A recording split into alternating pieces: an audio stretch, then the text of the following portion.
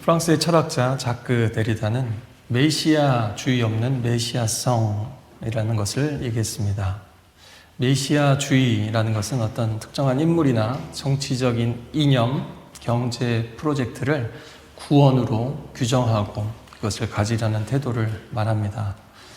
그런데 그는 이렇게 말합니다. 우리가 메시아적이라고 부르는 것은 예측할 수 없는 타자의 도래를 향해 열려있는 존재 방식이다.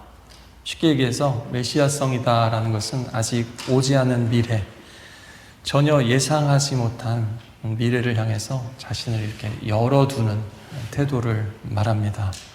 그렇다고 해서 메시아 없는 이라는 뜻이 어떤 구원의 희망을, 도움의 희망을 버리라 라는 뜻은 아닙니다. 이런 것이죠. 예를 들어 보면 부부나 연인 사이에도 처음에는 어떻게 해서든지 마음을 얻으려고 하고 또 파악하려고 하는데 이제 좀 안다라고 생각하는 순간 슬슬 이제 뺑기를 쓰기도 하고요. 또 더 잘 알기 때문에 더 잘 채워주고 섬기는 게 아니라 갑자기 좀 선을 넘거나 함부로 대하거나 이용하는 사람들이 있더라라는 겁니다. 그 영화 트루먼 쇼 보신 분들이 많이 계실 겁니다. 한 사람의 인생을 갖다가 거대한 리얼리티 프로그램으로, 방송 프로그램으로 만들어버린 거죠. 그러니까 방송이지만 하나의 거대한 사기극입니다. 또 그 PD 연출가였던 크리스토프가 뭐라고 그러냐면 나는 너보다 너를 더 잘 알아. 이렇게 얘기하고요. 겁나지 넌 여기서 벗어날 수 없을 거야. 이 세계에서. 막 이렇게 이야기를 합니다.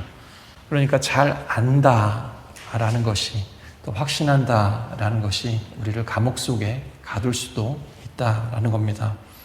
메시아에 대해서도 정의로운 세상에 대해서도 다 그럴 수 있다라는 거예요. 내가 생각하는 다 이론이 있다는 거예요. 각자의 이론.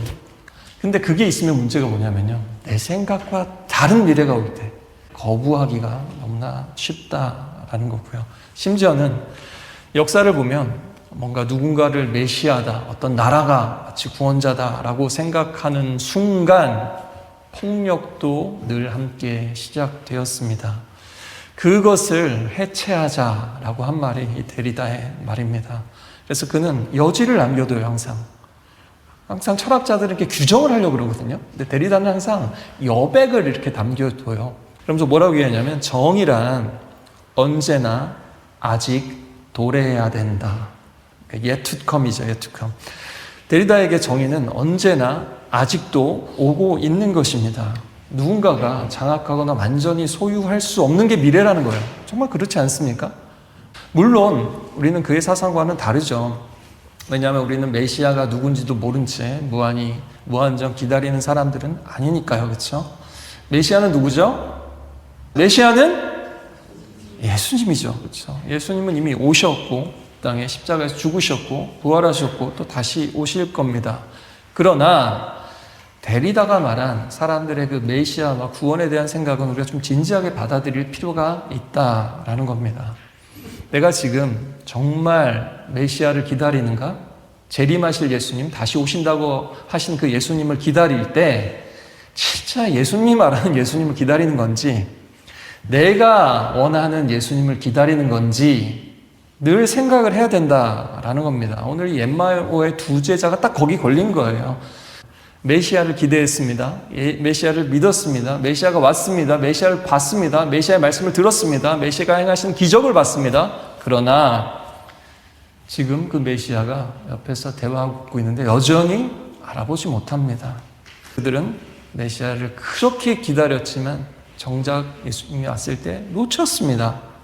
그리고 이것은 남의 이야기가 아니에요. 우리가 믿음 생활할 때 하나님 제발 나타나 주세요 하는데 나타나셨는데 모르고 있다는 거죠. 모를 수 있다라는 겁니다. 그렇죠? 우리도 그래서 하나님께서 내 각본에서 좀 벗어나시는 것 같다. 그러면 하나님 어디 계십니까? 하나님은 안 계시는 것 같아요. 그냥 바로 이렇게 얘기가 나옵니다.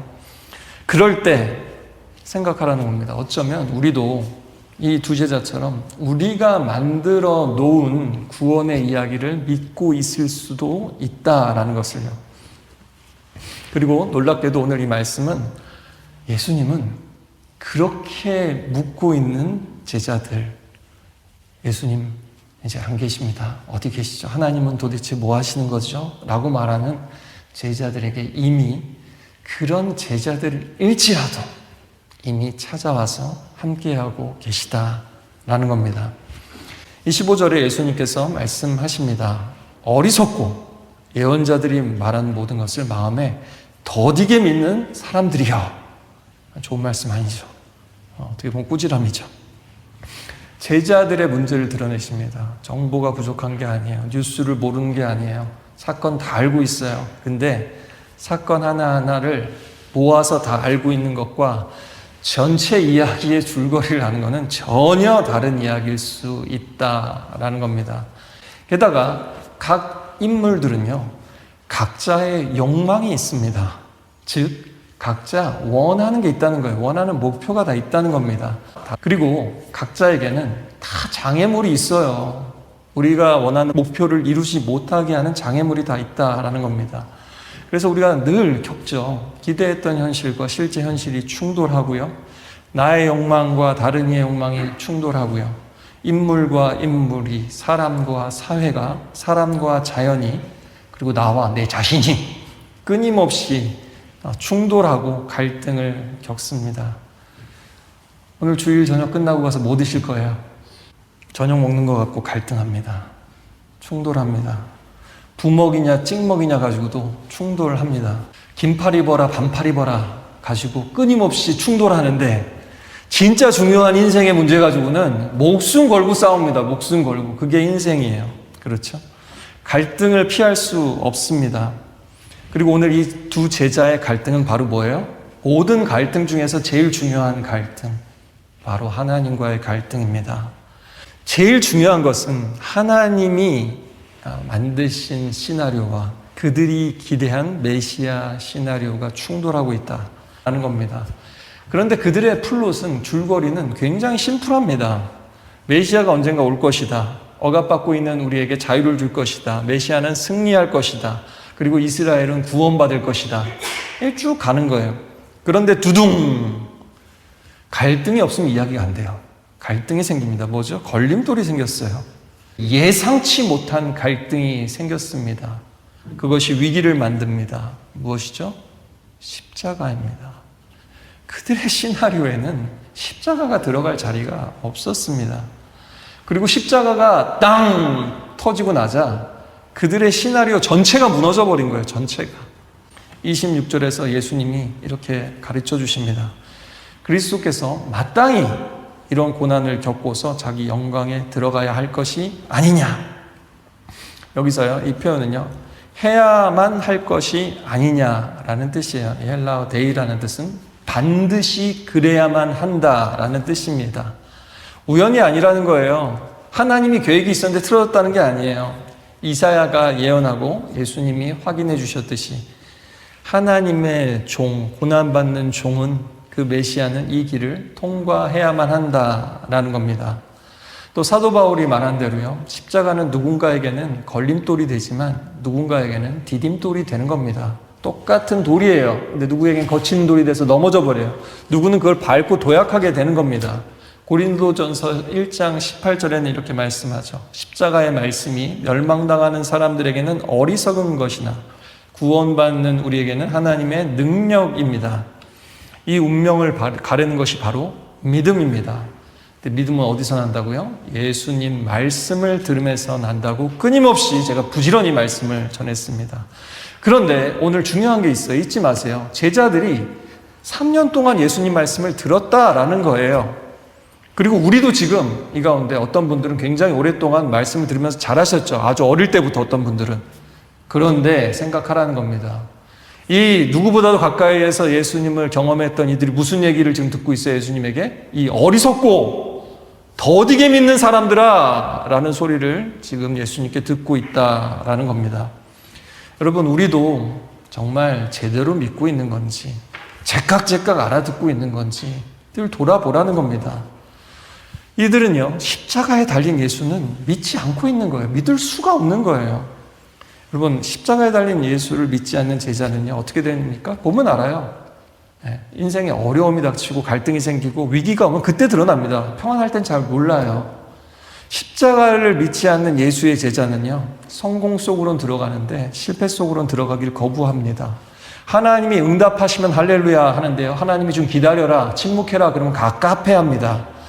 건강하고 평안한 삶 속으로 들어가라 그러면 할렐루야, 오케이, 네, 순종하겠습니다 하면서 질병과 혼란 속으로 들어가 봐라 하면은 안 돼요 합니다. 자녀의 성공 속으로 들어가라 그러면 감사합니다 하는데 자녀가 방황하는 시간 속으로 들어가라 그러면은 힘들어합니다. 부흥하는 교회 속으로 들어가라 그러면 좋지만 작고 불안정한 교회 속으로 들어가라 그러면 꺼려집니다. 이것뿐만이 아니에요. 교회뿐만이 아닙니다. 사랑이 넘치는 교회 속으로는 들어갈 수 있는데 이 진흙탕 같은 죄 많고 더럽고 타락한 저 세상 속으로 가서 하나님의 일을 하라 그러면 그것도 부담스럽습니다. 그 트루먼도요, 보면요, 보면 나중에 그 화려한 무대가 아니라 그 게다가 밝은 하늘로 칠해진 가짜 무대 뒤에 진짜 현실로 가는 검은 문이 있어요. 근데 거기로 들어가기 너무 겁나는 거죠. 너무나 모든 것이 완벽한 세상 속에서 살고 있다고 믿었는데 그것이야말로 가상현실이었던 거죠. 어리석고 더딘 제자는 하나님을 믿는다고 하지만 실제로는 하나님이 내 각본, 내 인생 각본, 내 인생 시나리오를 깨트리지 않는 한 순종합니다. 그것이 깨지기 시작하는 순간 의심하고 불평하고 원망합니다. 그리고 더 이상 듣지도 잘 않습니다. 그게 다르다는 거예요. 그러나 여러분, 이렇게 생각하면 좀 무섭지만 염려하지는 마십시오. 너무 염려할 필요는 없는 게요, 이 제자들을 찾아오신 것처럼 주님이 우리를 사랑하시는 한 우리의 잘못된 시나리오를 다시 찾아오셔서 끊임없이 교정해 주시고 다시 써 주신다라는 거예요. 바로잡아 주십니다. 27절에 보니까 그래서 예수님이 하시는 일이 중요해요. 오늘 부활하셔서 무엇을 하시냐면요, 모세와 모든 선지자의 글로 시작해서 모든 성경에 쓴 바 자기에 관한 것을 자세히 설명하시니라. 설명하다는 뜻은요, 여기서 해석하고 숨은 의미를 드러낸다라는 뜻이에요. 부활하신 예수님이 오셔서 또 다른 병을 고쳐주시고 귀신을 쫓으시고 바다 위를 걸으신 게 아니에요. 하늘을 나신 게 아니에요. 먼저 하늘로 나중에 올라가셨지만 먼저 자신의 상처를 보여주신 것도 아니에요. 빈 무덤 가서 보라고 하신 것도 아니에요. 증명하신 게 아니에요. 예수님이 하신 가장 중요한 일은 성경을 해석하신 겁니다.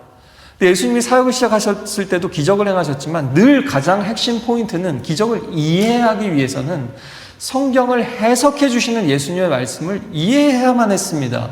그게 안 되면 기적도 결국에는 다 봤지만 무리들이 떠나버리고 말았어요. 오늘 예수님이 뭐라고 말씀합니까? 진지하고 겸손하게 자세히 부지런히 말씀을 배우라 라고 말씀하십니다. 다시요. 따라해 보실까요? 진지하게, 겸손하게, 자세히, 부지런히 말씀을 배우겠습니다. 네, 그게 신자의 첫 번째 덕목입니다. 믿음이 생기려도 이렇게 해야 되고요. 기도 응답을 받으려도 이렇게 해야 되고요. 하나님의 이야기를 길을 따라 살려고 해도 이게 제일 핵심입니다. 시간과 이야기라는 책을 썼던 폴 리케르, 지난주부터 제가 계속 인용하고 있는데요, 이렇게 얘기합니다. 이야기가 서로 어울리지 않는 사건들을 없애버리는 것이 아니라 그것들을 더 큰 전체 안에서 다시 구성한다. 지금 예수님이 이렇게 하고 계신 거예요. 십자가 사건의 의미를, 또 예수님이 행하신 일들을 없애는 게 아니라 그 의미를 다시 한번 깨닫게 하시는 것이죠. 고난과 메시아, 십자가와 영광, 죽음과 구원은 제자들에게는 도무지 양립할 수 없는, 같이 있을 수 없는 일이었어요. 물론 제자들이 이해한 각자의 예수님의 이야기, 메시아 이야기에도요, 다 있을 건 있었어요. 발단, 전개, 위기, 절정, 결말이 그들의 각본에도 다 있기는 있었어요. 근데 문제는 뭐냐? 그들의 이야기의 결말은 십자가였어요. 그런데 여러분, 그 제자들의 마침표가 예수님에게는 쉼표였습니다. 이게 인생의 비밀이에요. 하나님의 능력은 뭔지 아십니까? 내가 생각한 마침표를 쉼표로 바꾸시는 분이세요. 그리고 예수님은 끝나지 않은 이야기를 계속해서 들려주십니다. 못다한 이야기가 있어요. 여러분, 십자가는 구원의 이야기지만 못다한 이야기예요. 그래서 다시 살아나셔서 찾아오셔서 못다한 이야기를 지금 제자들에게 들려주고 계신 겁니다. 그러니까요, 예수님의 이야기는요, 십자가에서 다 이루신, 십자가에서 다 하신 이야기예요. 그러나 동시에 십자가가 결말이 아닙니다. 십자가에서 못다한 이야기가 있습니다. 우리 인생에도 마찬가지예요. 때로는 정말 십자가를 져야 될 것 같은 순간이 있죠. 그러나 그게 다가 아닙니다. 그건 못다한 이야기예요. 어떤 이는 이 땅에서 정말 순교한 이들도 있죠. 끝난 것 같죠? 그것마저도 다 끝난 이야기가 아니에요. 못다한 이야기가 영원한 시간 속에서 천국에서 펼쳐질 테니까요. 그래서 여러분, 인생은요, 어떻게 보면 이렇게 얘기할 수도 있을 겁니다. 마침표를 어디에 찍을 것인가 하는 싸움입니다. 또 믿음도요, 이 무슨 싸움이냐면요, 때로는 이 그러나를 어디다 놓을 것이냐라는 싸움입니다. 그러나 상황은 달라지지 않았다. 우리는 이렇게 한단 말이죠. 그러나 하나님의 이야기는 우리가 상상할 수 있는 이야기보다 훨씬 더 넓고 깊습니다.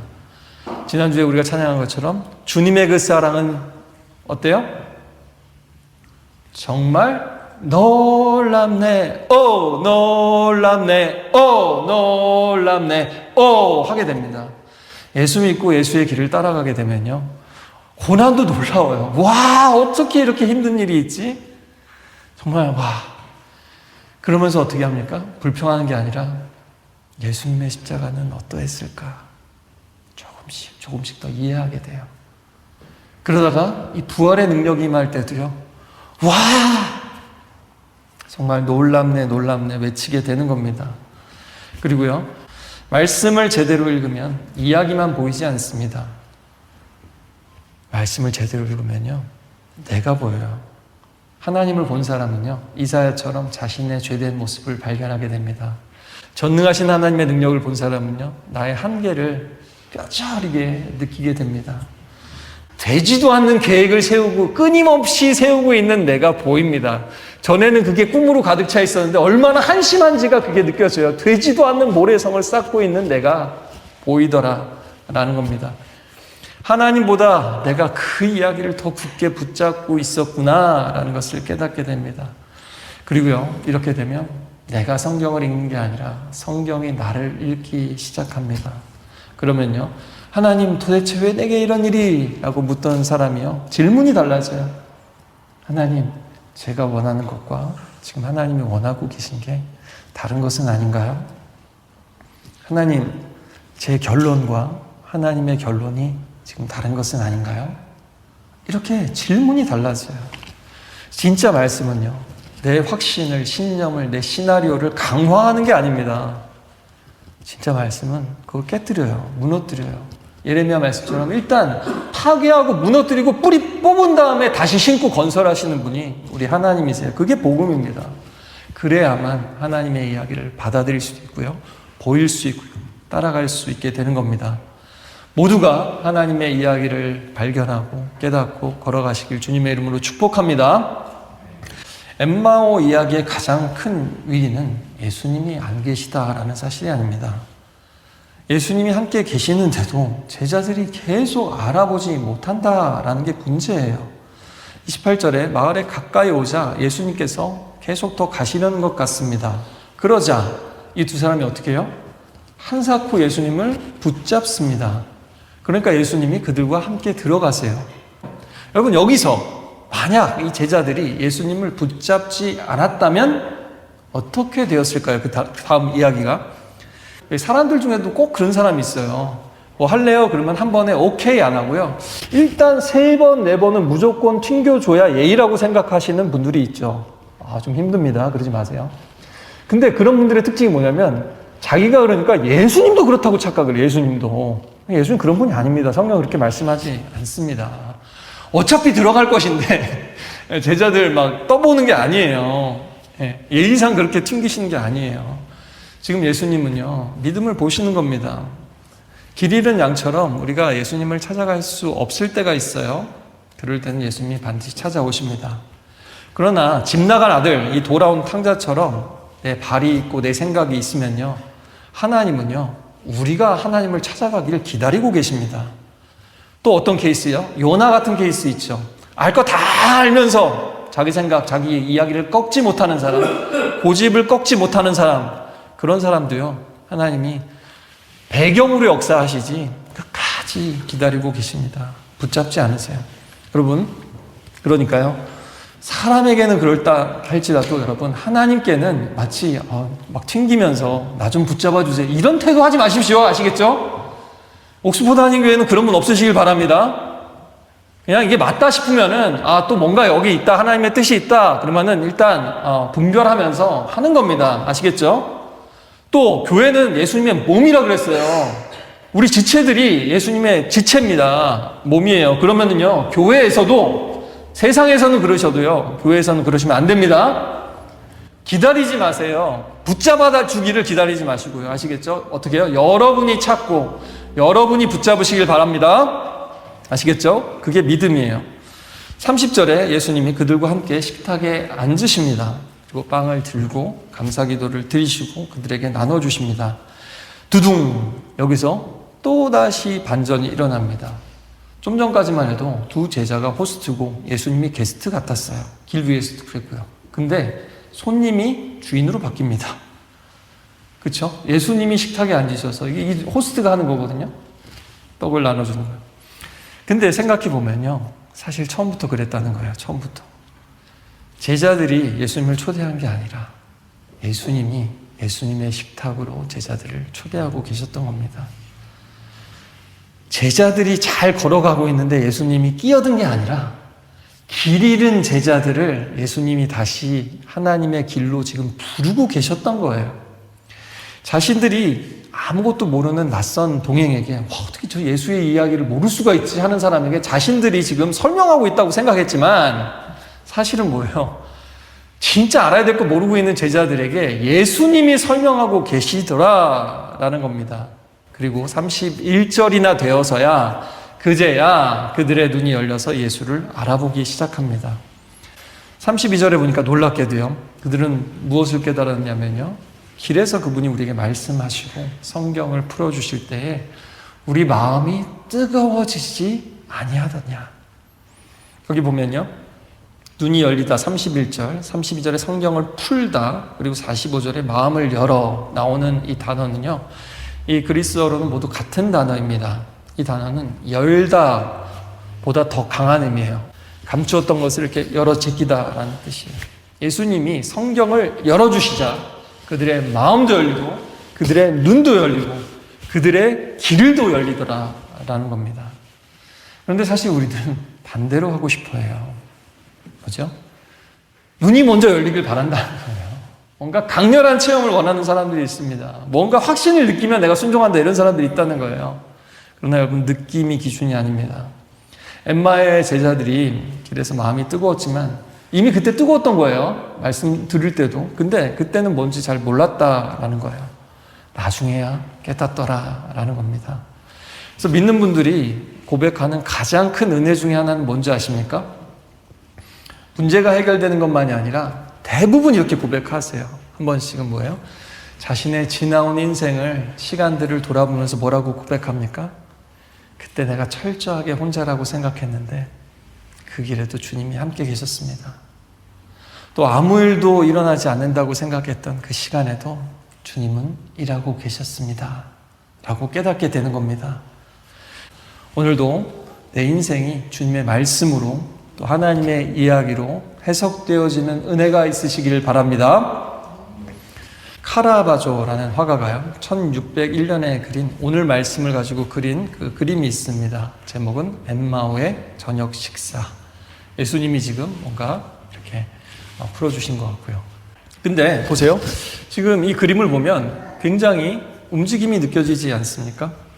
한 제자는 의자에서 이렇게 하고 있는 것 같고요. 십자가를 아마 이야기하고 있는 것 같기도 하고요. 보면 과일, 저 식탁까지도 뭔가 과일이 떨어지려고 그러는 것처럼 뭔가 식탁이 흔들릴 정도로 뭔가 움직임이 커 보입니다. 또 마치 모든 것이 우리를 향해서 쏟아지듯이 움직이는 것 같아요. 아마도 진짜 이런 깨달음, 인식은 사람을 가만히 두지 않는다 라는 것을 보여주는 것만 같습니다. 마치 이거 몸에 좋으니까 이거 좀 제발 먹어라 하고 막 입에다가 넣어줘도 안 먹던 사람들이요. 어떻습니까? 진짜 아프게 되면은 알아서 식단을 바꾸게 되고 그렇게 유튜브 찾아보면서 그렇게 식단을 바꾸는 것과 비슷합니다. 그전에도 알긴 알았어요. 그전에도 듣긴 들었어요. 그러나 이제 깨닫게 되는 겁니다. 두 제자도 마찬가지입니다. 아, 저분이 예수님이시구나. 새로운 사실을 깨달은 게 아닙니다. 트루먼 쇼에 나오는 것처럼 자기가 살고 있다고 믿었던 그 세계 전체가 완전히 뒤집히는 거예요. 그리고 사람은 눈이 열리게 되면 결국에는 몸이 움직이게 되어 있습니다. 31절에 보니까요. 또 반전이 있어요. 이렇게 놀랍게 제자들을 열어주신 예수님께서 순식간에 눈앞에서 사라지십니다. 예수님이 보이지 않는 거예요. 근데 더 이상한 게 있어요. 그렇게 자신들의 인생을 이제 깨닫게 하시던 예수님이 사라졌는데 그들의 길은 더 분명히 보이더라 라는 겁니다. 그리고 이 제자들은 당황하지 않습니다. 그리고 그들은 예루살렘에서 거꾸로 가고 있었어요. 근데 다시 예루살렘으로 돌아갑니다. 그들은 더 이상 당황하지도 않고 방황하지도 않습니다. 33절 보니까 그것도 그들은 즉시 일어나. 전에 뭐라고 그랬어요? 날이 저물어서 여기 들어가서 쉬시죠 라고 말했던 사람들이 즉시 그 밤인데 일어나서 예루살렘으로 가더라 라는 거예요. 사실은 상황은 똑같아요. 여전히 어두움이고 밤입니다. 근데 바로 다시 일어납니다. 부활은 우리 인생의 어두움을 밤을 걷어내지 않습니다. 다만 부활은요, 그 어둠 속을 걸어갈 용기를 줍니다. 그 어둠 속으로 들어갈 수 있는 이유를 줘요. 그게 가장 놀라운 첫 번째 변화입니다. 상황보다 먼저 우리 자신이 달라지는 거예요. 이 방향의 전환, 이것이 바로 회개입니다. 또 내가 원하는 이야기 속에 하나님을 집어넣었다가 이제 내가 하나님의 이야기 속으로 들어가는 겁니다. 그게 다른 말로 하면 하나님 나라 속에 들어간다는 의미고요. 하나님의 통치를 받으며 살아간다라는 뜻도 됩니다. 폴 리케르는 이야기는 단순히 사건을 구성하는 데서 끝나지 않고 다시 독자의 세계로 돌아와 독자의 현실을 재구성한다라고 말했습니다. 하물며 이 생명의 말씀이시고 진리의 말씀이시고 영원한 생명이 담겨있는 하나님의 말씀은 어떻겠습니까? 우리가 말씀을 제대로 들었다라는 증거는요. 아, 오늘 설교 좋았습니다. 이게 끝이 아니에요. 아, 설교했는데 눈물이 났어요. 이것도 최종적인 증거가 아닙니다. 마음이 뜨거웠어요. 이것도 분명히 뭔가 성령께서 역사하시는 것일 수 있습니다. 그러나 진짜 더 중요한 것은요, 그 말씀을 듣고 여러분이 어디를 향해 가느냐 하는 것입니다. 그래서 여러분 예배가 끝나고 은혜 받았습니다 라는 고백도 귀하지만 뭐가 더 귀하다 그랬어요? 변화 받았습니다 입니다.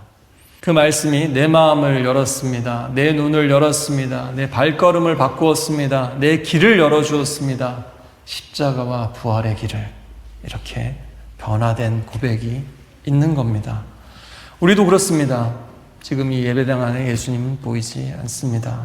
그러나 지금도 살아계신 예수님은 지금도 이 말씀 가운데 또 함께 떡을 떼는 우리 공동체 가운데 성령으로 함께 하십니다. 할렐루야.